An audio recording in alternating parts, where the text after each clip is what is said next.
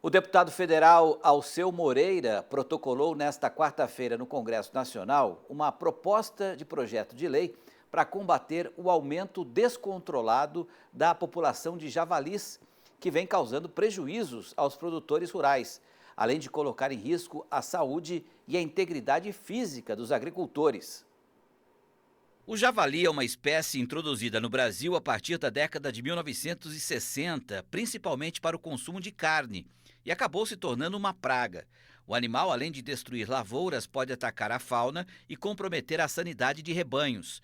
Em junho deste ano, a repórter Valéria Burbello trouxe uma reportagem mostrando como esses animais se tornaram um problema difícil de resolver no sul do país.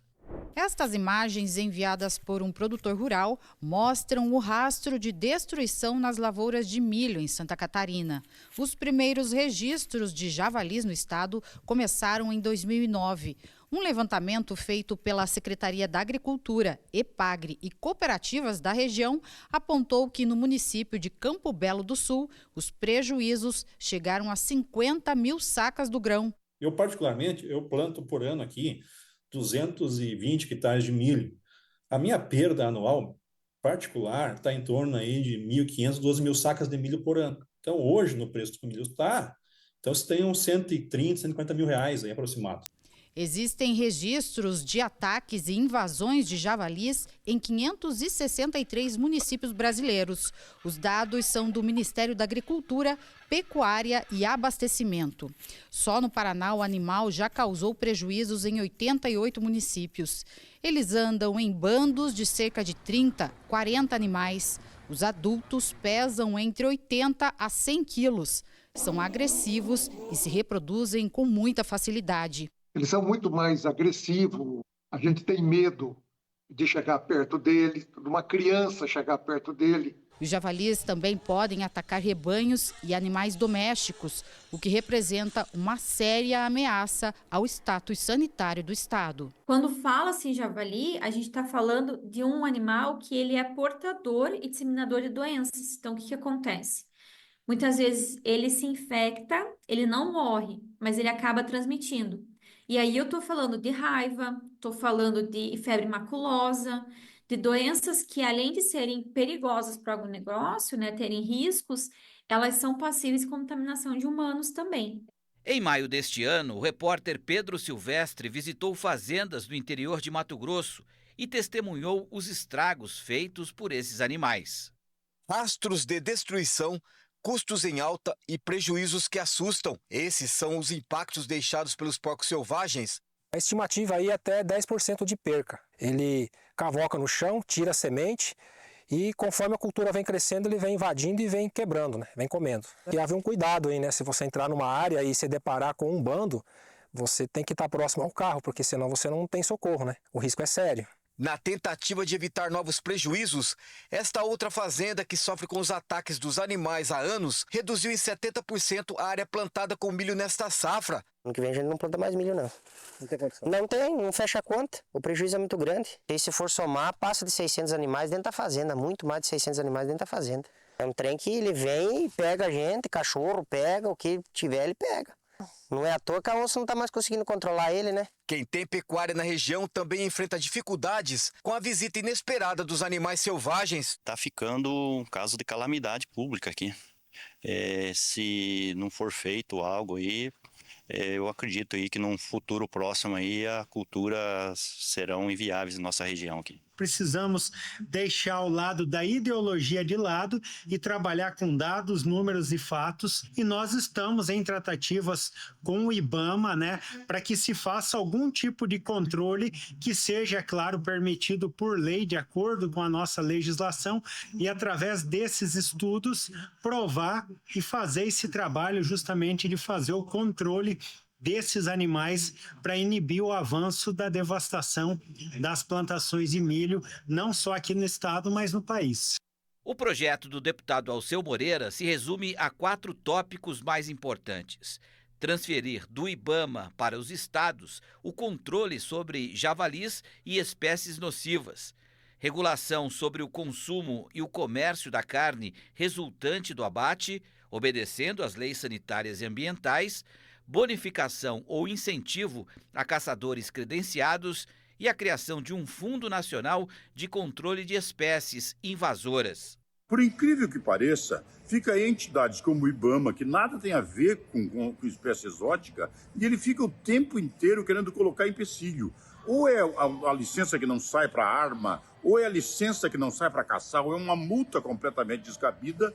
E além do Estado, que devia ter obrigação de fazer esse controle, não incentivar, não ter uma política de incentivo para o controle, inclusive pelo risco sanitário, tem todo o empecilho de natureza ideológica para criminalizar quem queira fazer o controle. É sobre isso que nós estamos fazendo uma legislação e passando a atribuição para os estados e municípios, uma regulamentação geral nas condições corretas que deve fazer, mas podendo ter o controle de tal maneira que se evite o risco para todo o nosso mercado internacional, na produção de proteínas, principalmente. É importante dizer que a caça de javali é permitida, mas apenas com autorização do IBAMA, ou seja, se um desses produtores matar um animal, né, ou alguns deles que seja, pode responder por crime ambiental. Em abril deste ano, o estado de Santa Catarina aprovou uma lei autorizando o abate desses animais, mas o Fórum Nacional de Proteção e Defesa Animal entrou com recurso no Supremo Tribunal Federal pedindo a inconstitucionalidade da lei. Até esse momento, o STF não decidiu sobre o tema. Vamos convocar o Miguel Daúde, né, para abordar esse tema. O Daúde está aqui com a gente, vamos tentar abrir a tela aqui para ver se ele consegue me ouvir. Está me ouvindo, Daúde? Sim, Petri, muito bem. Está me ouvindo, né? Estou te ouvindo. Não tem a imagem do Daúde aqui no telão. Vou tentar abrir a tela do telão aqui do Daúde. Aí, agora sim. A Daúde está aqui na outra tela. A pergunta é simples, Daúde. Até que ponto você acredita que esse projeto seja aprovado no Congresso Nacional, né? E mesmo que ele for aprovado, você acredita que possa de novo ser, de repente, barrado pelo STF, julgando aí uma eventual inconstitucionalidade? E qual que é a sua opinião sobre esse tema, especificamente sobre os javalis, hein, Daúde? Boa noite. Boa noite, Petri, boa noite a todos. Eu tenho uma visão muito clara dessa situação, em decorrência, se nós formos analisar a origem do javali, né, no Brasil, ele foi trazido da Europa para a Argentina para a caça, né? E aí ele acabou perdendo lá o controle, ficou fora de controle, foi para o Rio Grande do Sul, Santa Catarina, e aí começou a subir, né, todo o território nacional, e hoje ele causa um desastre, né, natural, que eu diria, não é natural, é um desastre nas nossas lavouras.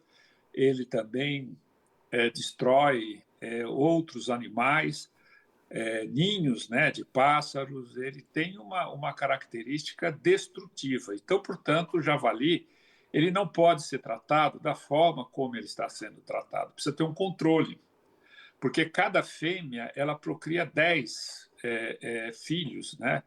Numa velocidade muito grande, e isso toma uma proporção que acaba complicando muito, né, as nossas lavouras, porque eles destroem lavouras, eles podem trazer doenças para o nosso rebanho de produção industrial que nós exportamos, trazendo riscos seríssimos, e, portanto, o governo ele está vendo o javali como um animal do meio ambiente que precisa ter o controle, mas não existe controle do javali a não ser por você matá-lo, né? Inclusive a carne do javali ela pode ser consumida. No entanto, infelizmente, as decisões, né, essas interrupções de você ter o equilíbrio desses rebanhos através da caça e através de você não deixar procriar e ter critérios bons para cuidar disso, infelizmente isso não existe. Eu escrevi um artigo sobre isso, provavelmente o Canal Rural vai colocar ele no contexto dessa matéria, Petri. Perfeito, Daúde, muito obrigado por enquanto, mas permaneça aí acompanhando o RN, porque daqui a pouco vai ter extensão, mais 15 minutos após o RN, e inclusive você de casa pode participar com a gente. entrando no nosso YouTube, ou pelo Facebook, ou pelo nosso WhatsApp. Daudi, por enquanto, obrigado. A gente volta com você daqui a pouco.